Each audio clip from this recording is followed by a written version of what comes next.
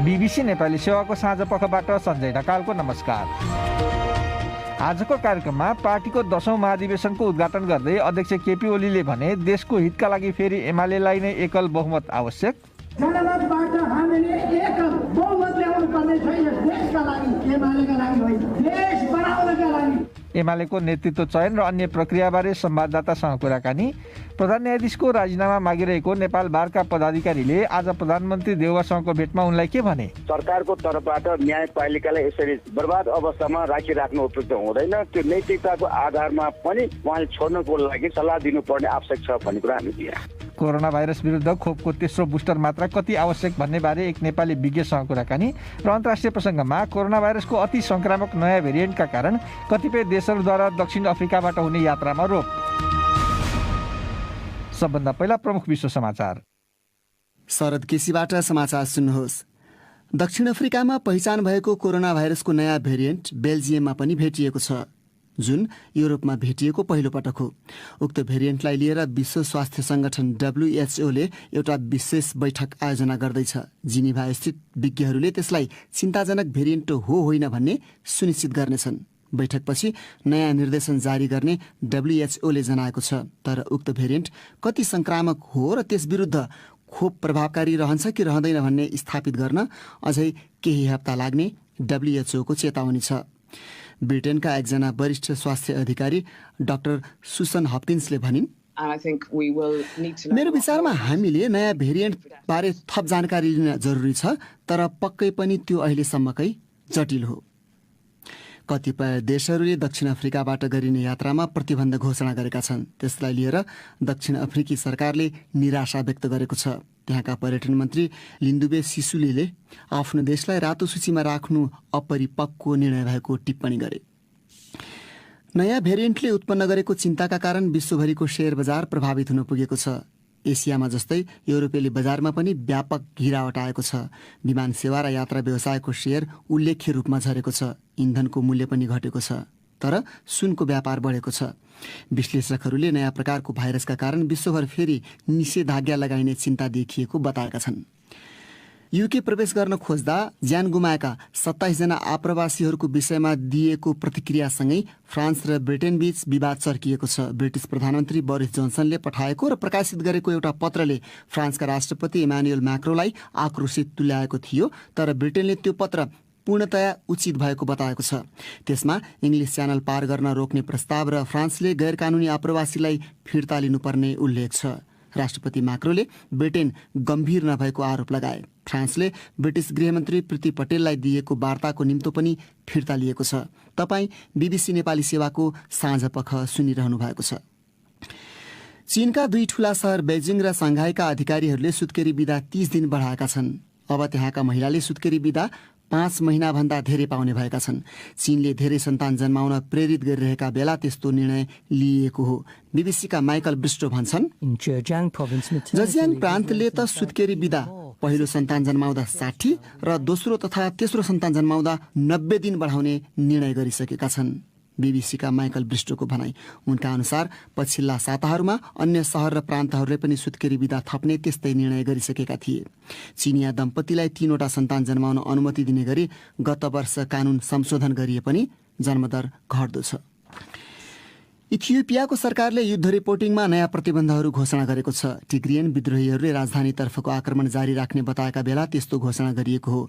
सरकारको चेतावनीमा सामाजिक सञ्जाल र समाचार संस्थाहरूलाई सरकारद्वारा पुष्टि नहुँदासम्म सैनिक गतिविधिको रिपोर्टिङ वा युद्ध क्षेत्रबाट कुनै ताजा विवरण सार्वजनिक गर्न रोक लगाइएको छ। सरकारी सञ्चार माध्यमले ग्रामीण क्षेत्रमा सैनिक पोसाकमा रहेका प्रधानमन्त्री अबिय अहमेदको भिडियो प्रसारण गरेका छन्। उनले अग्रभागमा लडाईँमा निर्देशन दिने जानकारी केही दिनअघि दिइएको थियो। र एमनेस्टी इन्टरनेसनलले मुस्लिम धार्मिक ग्रन्थ कुरान तिघ्राको बीचमा राखेकी एक महिलाको फोटो फेसबुकमा पोस्ट गर्दा पक्राउ परेकी एक बङ्गलादेशी किशोरीलाई तत्काल रिहा गर्न माग गरेको छ। हिन्दू धर्मावलम्बी दिप्ती रानी दासलाई बङ्गलादेशको डिजिटल सुरक्षा कानून अनुसार गत वर्षको अक्टोबरमा पक्राउ गरिएको थियो। उनीमाथि बहुसंख्यक मुस्लिमहरूको धार्मिक आस्थामा चोट पुर्याएको आरोप छ।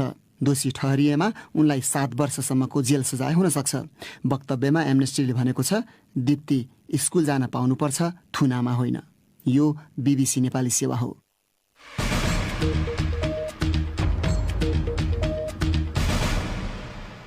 साँझ पखमा यहाँलाई स्वागत छ। निकै तामझामका साथ चितवनको नारायणी नदी किनारमा आज आयोजित पार्टीको 10औं महाधिवेशनको उद्घाटनलाई सम्बोधन गर्दै एमालेका अध्यक्ष केपी ओलीले देशको निम्ति उनको दलले फेरि जनमत मार्फत एक्लै बहुमत ल्याउनु पर्ने घोषणा गरे। उनले पार्टी नेतृत्व सौहार्दपूर्ण र समझदारीपूर्ण रूपमा चयन हुने बताए। देशभरिबाट ठूलो संख्यामा चितवन आइपुगेका पार्टी कार्यकर्ताको उपस्थितिमा आज उद्घाटन सम्पन्न गरिएको थियो। नारायणगढबाट ईश्वर जोशीले पठाएको यो रिपोर्ट सुनौ।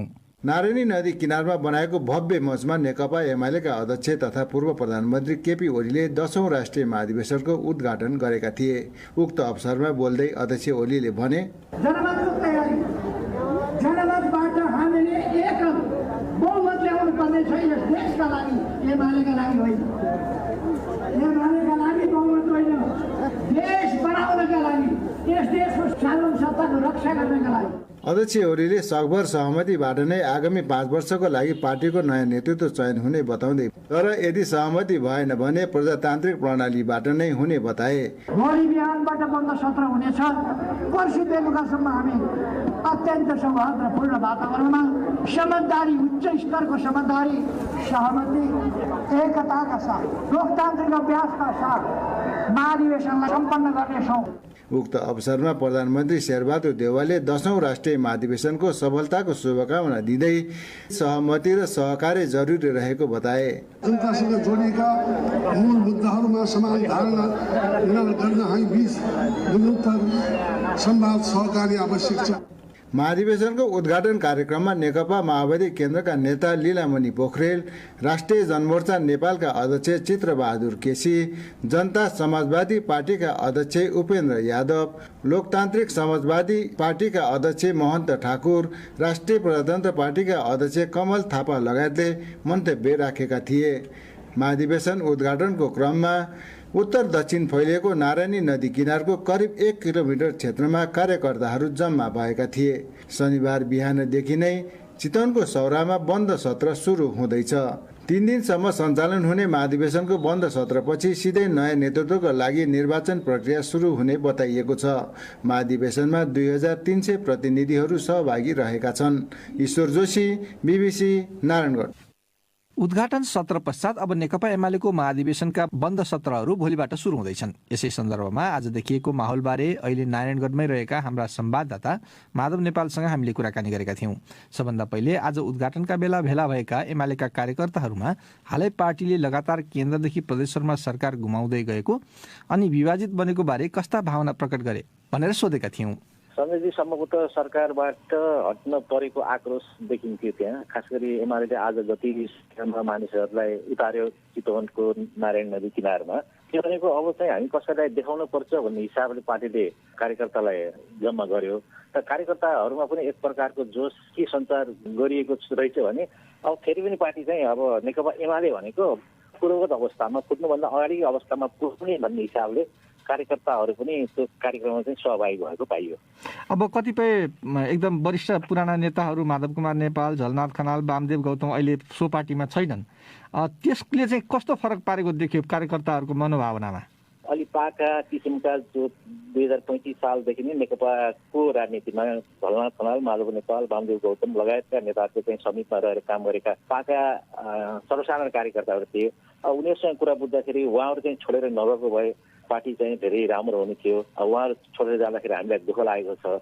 तर पनि अब पार्टी छोडेर गइसकेपछि पनि अब फेरि पनि यसलाई चाहिँ पहिलाको स्थितिमा पुर्याउन भन्दै हामी लागि परेका छौँ है भन्ने एक प्रकारले चाहिँ सन्देश दिइरहेको पाइयो। आज उद्घाटन सत्रमा अध्यक्ष केपी ओली लगायत अन्य नेताहरूले पनि एमाले नै फेरि सत्तामा आउँछ भन्ने खालको कुराहरू गरेका थिए। तिनबाट कार्यकर्तामा उत्साह थपिएको छ त? त्यहाँ उद्घाटन सत्रमा आज जे देखियो, जस्तै 8 मिनटको डकुमेन्ट्री प्रस्तुत गरिएको थियो, त्यो सबै डकुमेन्ट्रीहरू यसभन्दा अगाडि केपी ओली सरकारले के काम गर्यो भनेर चाहिँ प्रस्तुत गरिएको थियो। र त्यसमा खास गरी चाहिँ केपी ओली बाहेक अरू नेताहरूले, अरू पार्टीहरूले, नेकपा एमाले बाहेक अरू पार्टीहरूले अब देशको हित गर्न सक्दैनन् भन्ने हिसाबले चाहिँ प्रस्तुत गरिएको थियो। त्यो डकुमेन्ट प्रस्तुत गर्दाखेरि त्यहाँ जति पनि उपस्थित मास थियो तिनीहरूले चाहिँ ताली फर्र पकाउँदाखेरि लाग्थ्यो फेरि पनि त्यो एउटा सञ्चार चाहिँ भएको थियो। यिनीहरू फेरि पनि केपी ओलीले चाहिँ केही गर्छ भन्ने चाहिँ विश्वासमा छन् भन्ने जस्तो देखिन्थ्यो। आज बेलुकी केन्द्रीय कमिटीको बैठक छ, भोलिदेखि बन्द सत्र हुँदैछ। तिनमा के महत्त्वपूर्ण के हुँदैछन् त? केन्द्रीय केन्द्रीय समितिको बैठकले भोलि बन्द सत्रमा पेश गर्ने अब विधान त पारित भइसकेको छ। पार्टीका नीति तथा कार्यक्रमहरू बारेमा चाहिँ एउटा निचोडमा पुग्नको लागि केन्द्रीय समितिको बैठक राखिएको भन्ने कुराहरू आज भोलि बन्द सत्रमा चाहिँ छलफलको लागि त्यो नीति कार्यक्रमहरू पेश गर्नको लागि। अनि मुख्य मुख्य पदाधिकारीहरूको चयनको रस्साकस्सी कस्तो देखिँदैछ, प्रतिस्पर्धा कतिको हुँदैछ? आज दिउँसो केही कार्यकर्ताहरूसँग म कुरा गर्दाखेरि अब बन्द सत्रमा केपी ओलीले केही नेताहरूको नाम सार्वजनिक गरेर यसैमा सहमति भयो भनेर चाहिँ त्यो च्याप्टरै क्लोज गरे पनि आश्चर्य हुने छैन भन्ने कुराहरू त गरिरहेको थिए कार्यकर्ताहरूले।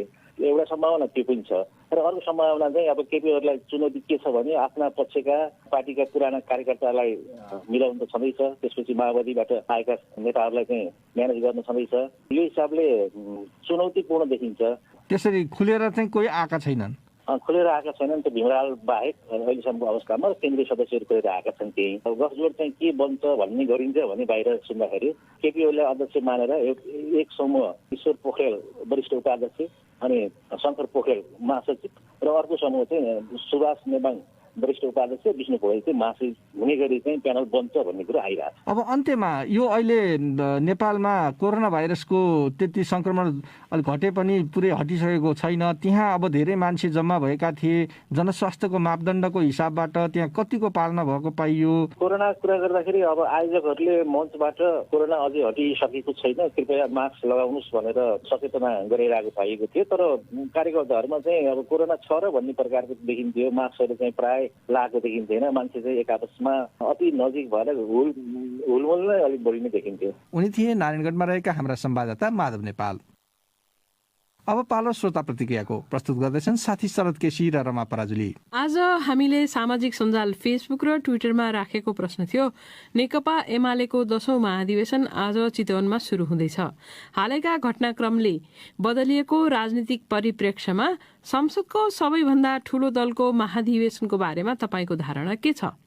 फेसबुकमा यज्ञराज छेत्री लेख्छन्, यहाँ दलीय कुरा भन्दा पनि आम सर्वसाधारणका आवश्यकताहरूलाई बेलैमा सम्बोधन गर्नु ठूलो पार्टीको हैसियतले एमालेको जिम्मेवारी, कर्तव्य र दायित्व हो। त्यसैले समयमै महाधिवेशनको काम कुरो टुङ्ग्याएर जनसाधारणका मुद्दालाई प्राथमिकता दिनु पर्यो। नारायण थापाको भनाइ छ, यो दलहरूले 5-5 वर्षमा गर्ने कुम्भ मेला हो। रमिते भएर मेला हेर्न जाने चलाक व्यक्तिले 2 छाक मासु र भात खान्छन्। सोझा र सिधा जनता भने पानी पनि पिउन नपाएर तिर्खाले घाँटी सुकाउँदै फर्किन्छन्। नेताले रजगज गर्छन्, कार्यकर्ता झोले बन्छन्। किरण खनालको असन्तुष्टि छ। उनी लेख्छन्, कोरोना भाइरसको संक्रमण पूर्ण रूपमा नरोकिँदै सकेसम्म कम कार्यकर्ता र शुभेच्छुक भेला पारी महाधिवेशन गर्नुपर्ने हो। तर यहाँ ठूला नेता, कार्यकर्ता र जनताकै लापरवाही भएको छ। निकै तामझामका साथ आयोजना भएको महाधिवेशनबाट चुनिएका नयाँ नेतृत्वले आफ्नो जिम्मेवारी इमानदारी साथ निर्वाह गरून्। प्राय सबै दलसँग रुष्ट र निराश हामी जस्ता जनतालाई देश निर्माणमा लागेर सबै नेता कार्यकर्ताले खुसी दिउन्। विकास पीडीको धारणा छ, लाखौं नेता कार्यकर्ता उतार्ने भन्दै तामझामका साथ आयोजित एमाले महाधिवेशन नदीको तीरमा गर्न नहुने हो। अहिले महाधिवेशनको निम्ति बनाइएका भौतिक संरचना बर्खा लाग्नासाथ नारायणी नदीमा बगेर जानेछन्। लाखौं खर्च गरिसकेपछि कमसेकम त्यो दिगो रहने गरी योजना बनाउनु पर्ने थियो। जीवनदेव घरती मगरले लेखेका छन्, संसदको सबैभन्दा ठूलो दल भएर के गर्नु? आफ्नै अहंकारले गर्दा एमाले अहिले प्रतिपक्षमा बस्नु परेको छ। यो महाधिवेशन नभएर शक्ति प्रदर्शन मात्र हो। देशमा बिग्रदो राजनीतिक घटनाक्रमलाई सही दिशामा ल्याउन एमाले भूमिका निर्वाह गर्ला भन्ने कल्पनै नगरौं। मनोज कुमारको टिप्पणी छ, एउटा कम्युनिस्ट पार्टीको हैसियतले गरेको यत्रो खर्च सान्दर्भिक भएन।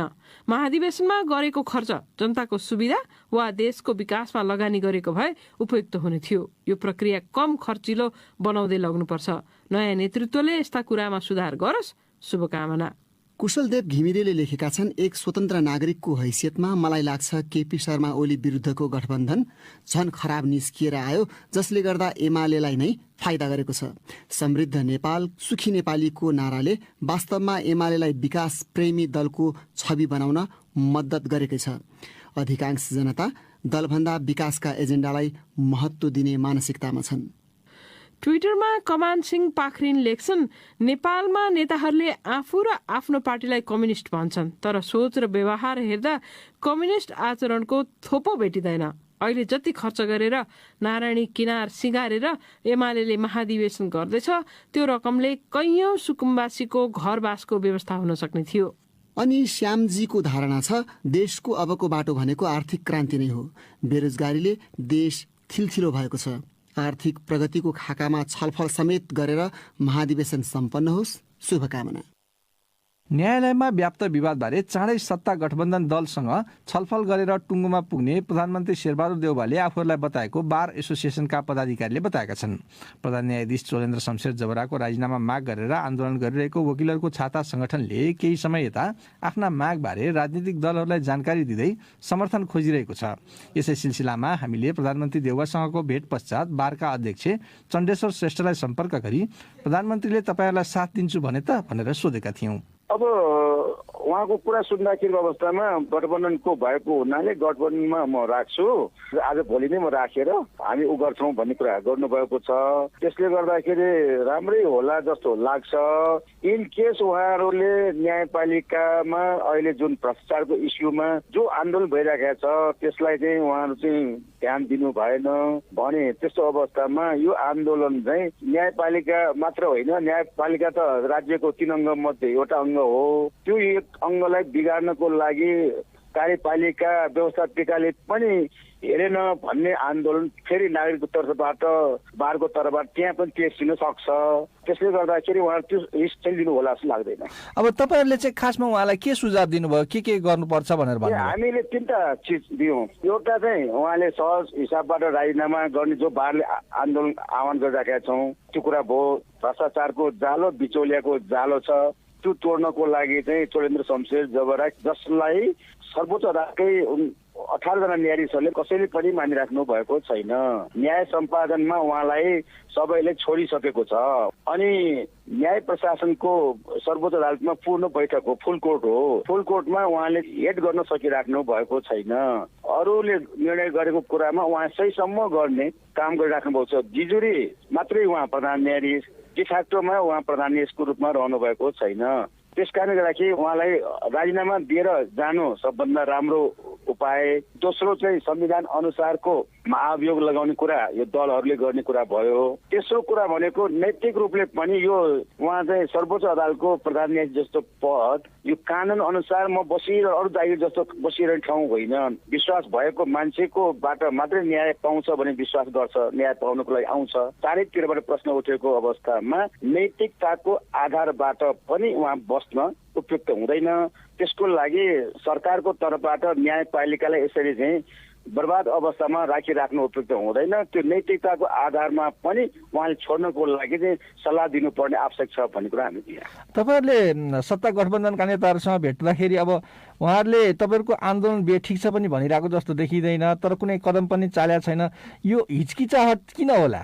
यो हिचकिचाहट राजनीतिक कुराहरू भए होइन, उहाँहरूको बिचमा वास्तवमा यो महाअभियोगतर्फ गएपछि भोलि पास हुँदैन कि भन्ने उहाँहरूलाई शङ्का होला।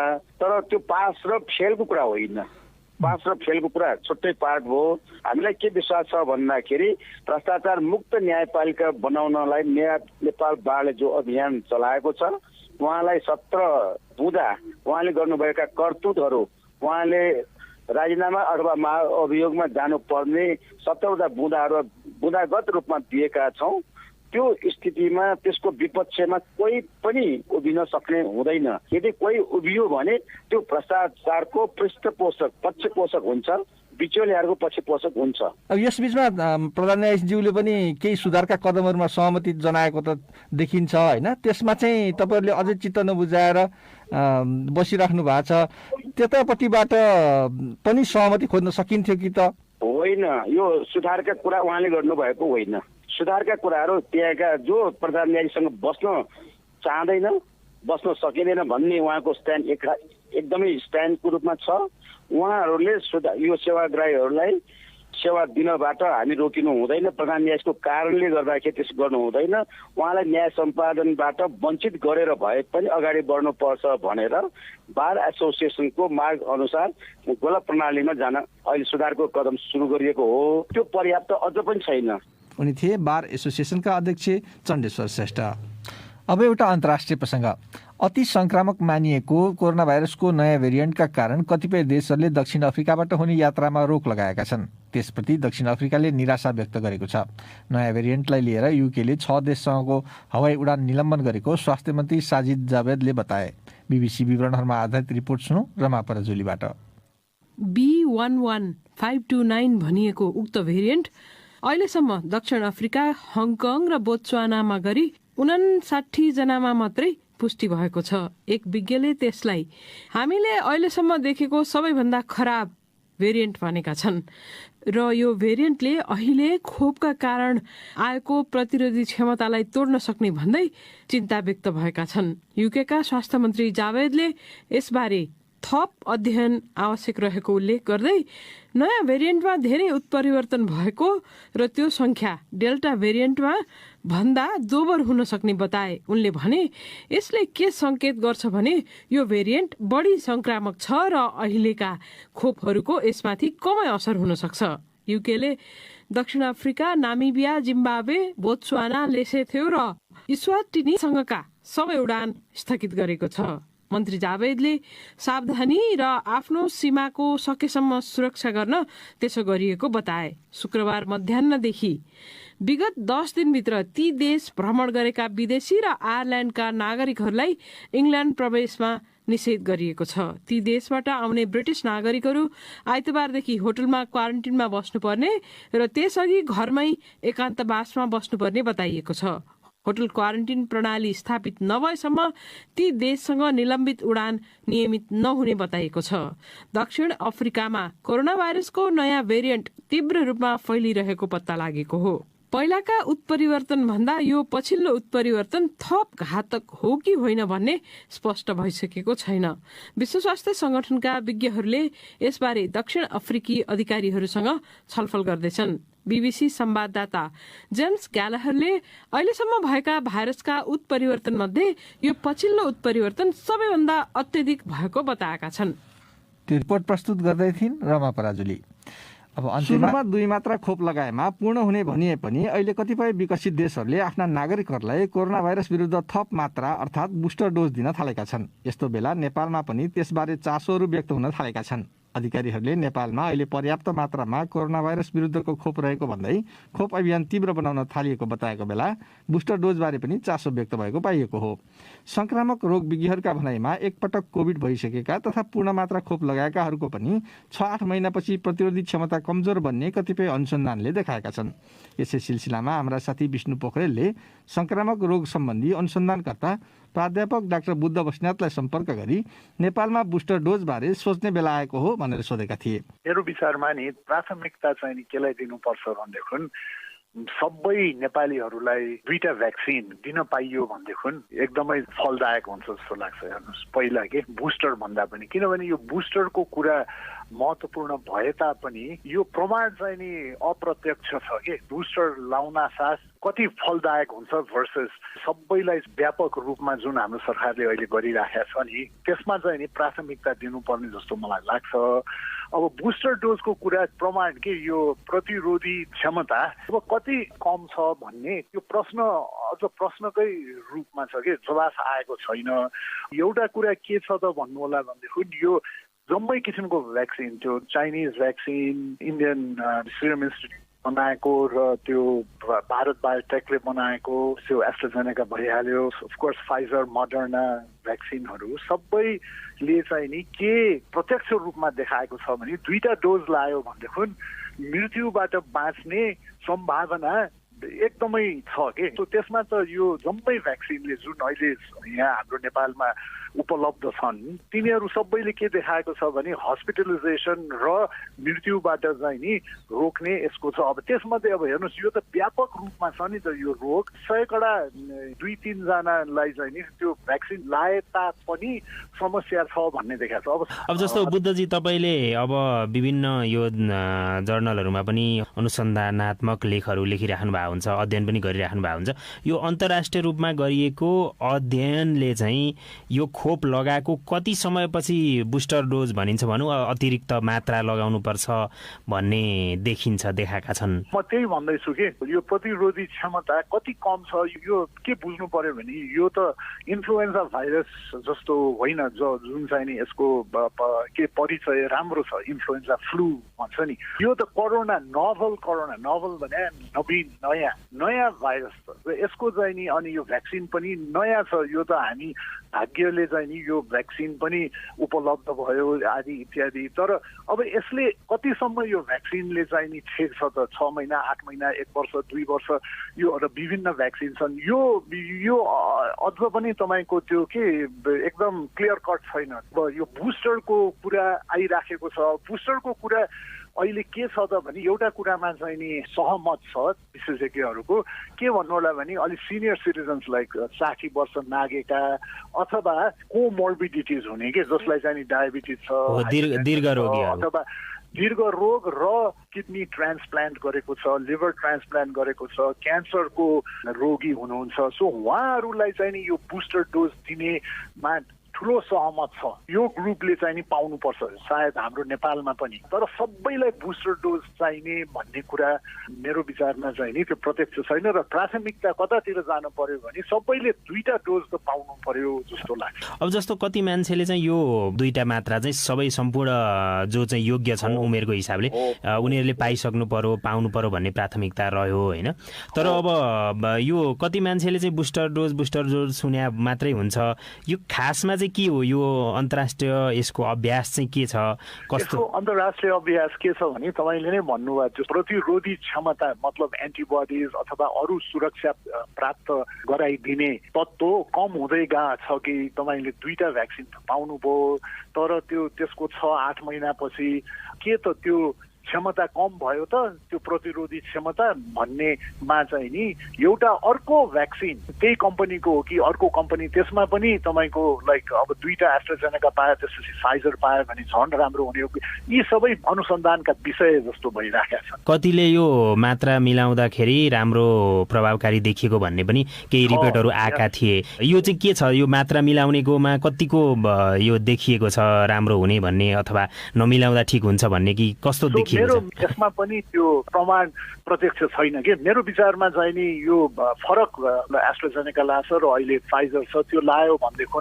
त्यो फरक लायो भनेदेखि सायद त्यो सुरक्षा झन् बढ्छ कि जस्तो मलाई लाग्छ। यो सबै चाहिँ नि टिकेर अनुसन्धानमा चाहिँ नि टेकेर प्रमाणमा टेकेर भन्न सक्ने ठाउँ छैन। त्यही कुरा आयो यो नवीन भाइरस हो, भ्याक्सिन पनि नवीन हो र यसले के गर्छ भनेर चाहिँ नि क्लियर कट नभएको हुनाले सबैले 2टा भ्याक्सिन पाउन सक्यो र जसको चाहिँ नि तपाईँको दीर्घ रोग छ उहाँहरूले बुस्टर पायो र मास्कको प्रयोग छोड्नु भएन के। So this is important. Vaccine भनेर कुरा गरेको छ। भ्याक्सिनले आफैले त त्यो यो रोगलाई रोकथाम गर्नेमा त्यो रोल हुँदैन कि ट्रान्समिसन नहुन दिनको लागि मास्क नै प्रयोग गर्नुपर्छ। र हाम्रो नेपाल एटलिस्ट यहाँ काठमाडौँमा बस पार्क एयरपोर्टहरूमा यसो हेऱ्यो भनेदेखि मान्छेहरूले चाहिँ नि त्यो लाइराखेको नै देख्छु कि। सो त्यो नै कायम राख्नुपर्छ, नलाउनेले लाउनु पर्यो। सो मास्कको प्रयोगमा यो भ्याक्सिन प्राप्त गरेपछि पनि मास्कको प्रयोग गर्नु नै बुद्धिमानी काम हो जस्तो लाग्छ। हाम्रो जस्तो देशमा यसबाट नै हामी गर्छौँ। अहिले हेर्नुहोस् न युरोपमा अमेरिकामा अब त्यो फैलिरहेछ, भ्याक्सिन पनि प्राप्त भएको छ तर एउटा कारण के हुनसक्छ भने उनीहरू मास्क लाउन हिचकिचाउँछन् जुन चाहिँ नि यहाँ कम छ त्यो हिचकिचाउने। यो त गर्वको कुरा हो। उनी थिए संक्रामक रोग सम्बन्धी अनुसन्धानकर्ता प्राध्यापक डाक्टर बुद्ध बस्नेत साथी विष्णु पोखरेलसँग कुरा गर्दै।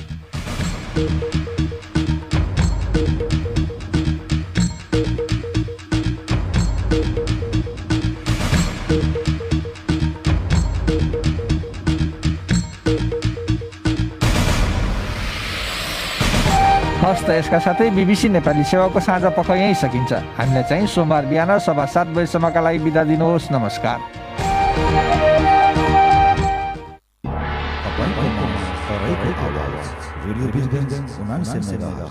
ऊ आत्तिएको छ छटपटीमा, वेदनामा तडपिएको छ। जीवन जिउने